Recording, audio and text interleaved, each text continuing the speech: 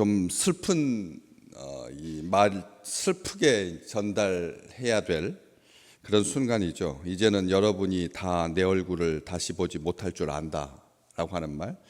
그런데 안다라고 하는 말을 씀으로 해서 우리로 하여금 이게 한없는 슬픔으로 빠지지 아니하도록 꽉 잡아주는 그런 아주 중요한 요소입니다. 여러분이 다 내 얼굴을 다시 보지 못할 것입니다라고 하는 것과 여러분이 다 내 얼굴을 보지 못할 줄 압니다라고 하는 말, 굉장히 어감에서 딱 차이가 나는 거죠. 우리가 그냥 보통 이게 마지막입니다, 뭐 이제 자기가 세상 떠날 것을 안다라고 하는 것, 이게 도대체 기도하는 사람이면 자기의 목숨이 이제 다 다했다라고 하는 것을 아나보다, 뭐 우리가 그 임종을 앞두고 어른들이 말하기를 이제 뭐 곡기를 끊고 뭐 삶을 정리하고 하는 것들을 보면서 참 코끼리도 자기가 죽을 때를 아는 것처럼 이 삶을 이렇게 정리하려고 하나보다, 이런 그냥 보편적인 그런 마지막 가는 그 길처럼 보이기 쉽습니다. 그런데 사실 이 말하고도 바울은 10년을 더 살았거든요. 67년경에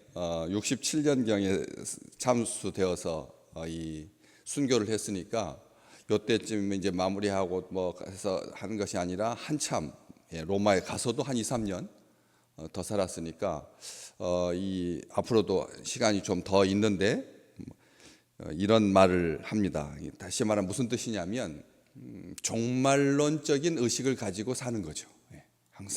항상 그런 겁니다.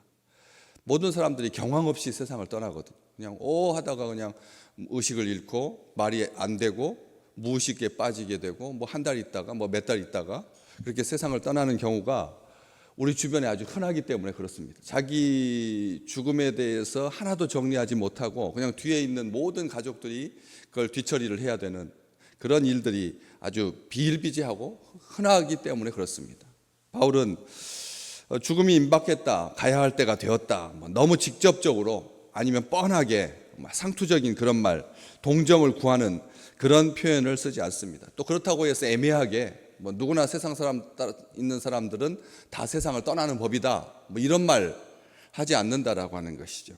또 너무 또 어렵고 난해하게 표현을 해서, 아니면 또 너무 영적이어서 뭐 주께서 나를 부르십니다, 뭐 이런 식으로 자기 죽음에 대해서, 아니면 우리 주님 닮아가지고 나 잠시 후면 이제 내가 잠들 겁니다, 뭐 이런 표현 그렇게 하지 아니하고, 이 땅에서 사명을 다했습니다, 여한이 없습니다, 행복하게 살았습니다, 이런 표현하지 않는다는 거죠.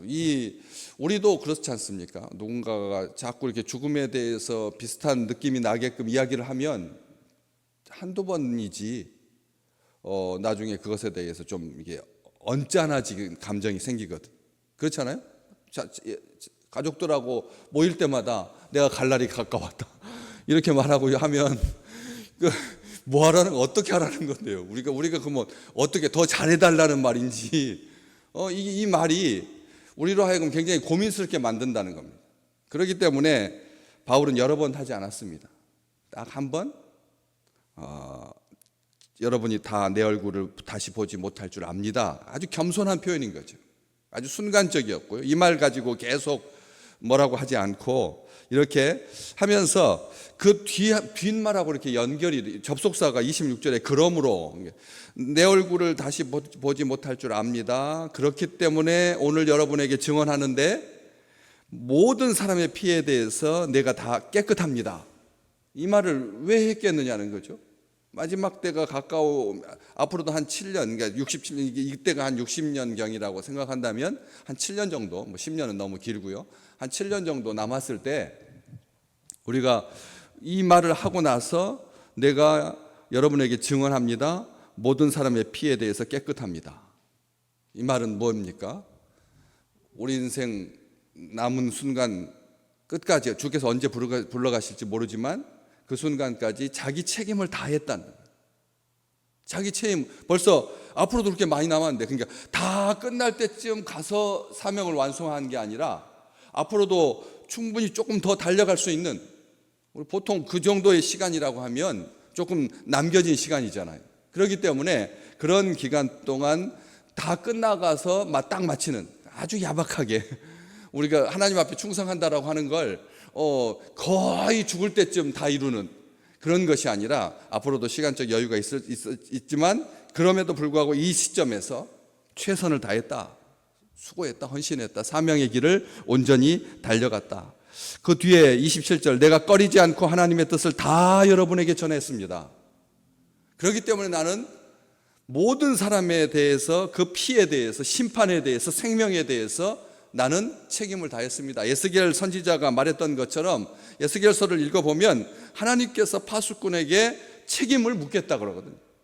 우리는 영적인 파수꾼들입니다. 이 세상에 좋게 돌아간다고 해서 좋게 말하지 않습니다. 나쁘게 돌아간다 그래서 나쁘게 말하지 않습니다. 그 뒤에 있는 근본을 보고 우리는 이 시대에 무엇을 위해서 기도해야 될지를 아는 사람들 아닙니까? 그렇기 때문에 우리가 단순하게 세상이 흘러가는 대로 있지 아니하고 이 파수꾼의 사명을 감당하는 건데, 바울은 그걸 말하고 있는 거예요. 생명에 대해서, 결국에 대해서, 결국은 모든 것이 다 하나님의 심판대 앞에 서게 된다. 하나님 앞에, 심판 앞에 서게 된다. 그래서 책임을 묻을 자에게 책임을, 고귀한 직책, 우리는 왕 같은 제사장이니까 이 세상에 술 취해도 안 되는 거잖아요.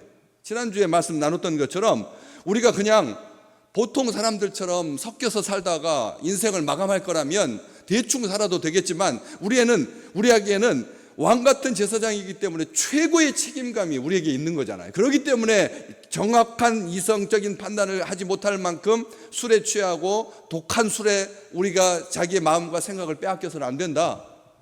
성경은 그렇게 말하고 있는 거지 않습니까? 그래서 이것에 대해서 책임을 물을 거기 때문에 나는 종말론적인 의식을 가지고 항상 오늘이 내가 죽는 것처럼, 오늘 내가 죽는 날, 오늘 하루를 보내고도 나의 삶에 대해서 내가 책임을 다했나 내 자신에게 묻습니다. 전할 것 전하고, 증언할 것 증언하고, 전파할 것 전파하고, 가르칠 것 가르치고, 꺼리낌 없이, 꺼리지 아니하고 부끄러워하지 아니하고, 두려워하지 아니하고 담대하게, 믿으면 영생을 얻고 믿지 않으면 죽습니다. 지옥으로 갑니다. 예수천당 불신지옥, 일제시대 때 마지막에 있었던 그런 표어가 아니라 중간길은 없습니다.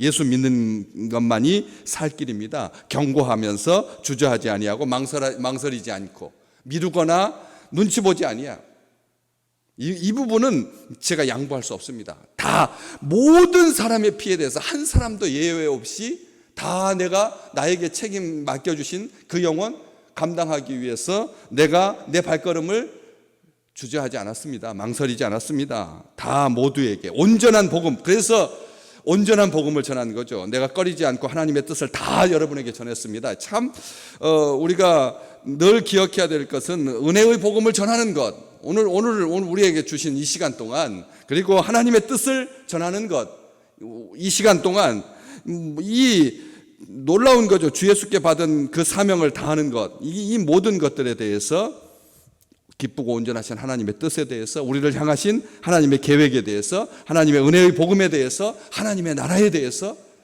쉼 없이 모든 사람에게 다 들릴 때까지 하나님께서 우리의 생명을 거두지 않으실 것이다라고 하는 그런 확신 가운데 염려하지 아니하고 오늘도 기쁘게 사시기를 주의 이름으로 축복합니다.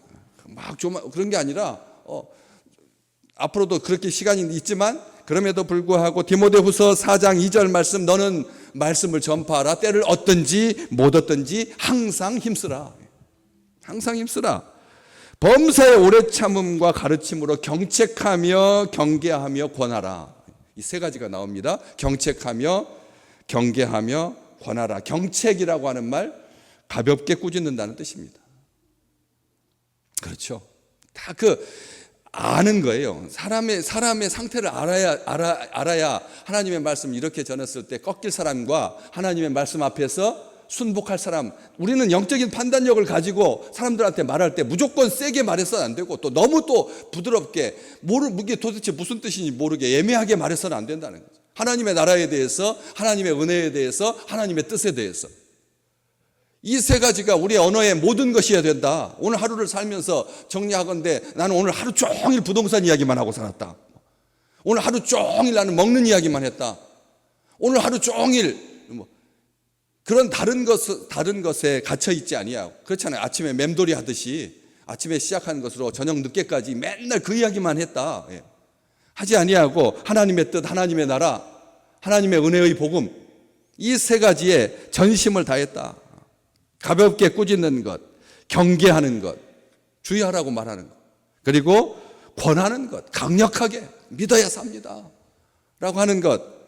20절 말씀에 앞쪽에 보시면 유익한 것은 무엇이든지 공중 앞에서나 각 집에서나 꺼리낌 없이 여러분에게 전하고 가르쳤습니다. 바울이 행했던 것을 보십시오. 기피하지 않았다는 겁니다. 부담스러울까 봐서, 언짢할까 봐서. 다른 사람 기분이 뭔데요? 기분이 좀 언짢고 기분이 좀 부담스럽다고 해서 우리가 거기에서 양보할 일이라면 다 양보해야겠죠. 그러나 하나님의 뜻을 어떻게 양보할 수가 있겠습니까? 하나님의 은혜의 복음을 어떻게 언짢아한다라고 전하지 않을 수가 있겠습니까? 배려한다고요? 우리 스스로도 그 부분에 있어서는 자유롭지 못하다라고 하는 것은 제가 늘 말씀드립니다. 그렇지만 나의 생명조차 조금 더 귀한 것으로 여기지 않았다. 24절에 있는 것처럼 환심 사기 위해서 하지 않았다는 거예요. 인기 얻기 위해서, 아니면 해가 두려워서. 오직 하나님께서 기쁘게 하시는 것, 하나님이 기쁘실 게 뭔가, 하나님의 뜻. 여기 오늘 27절에 내가 꺼리지 않고 하나님의 뜻을 다 여러분에게, 다라고 하는 말을 앞에도 25절에도 다 내 얼굴을, 27절에도 다 여러분에게 그렇게 전하였습니다 라고 한 것, 이 일을 계속하십시오. 예, 계속하십시오. 멈추지 말라는 것입니다.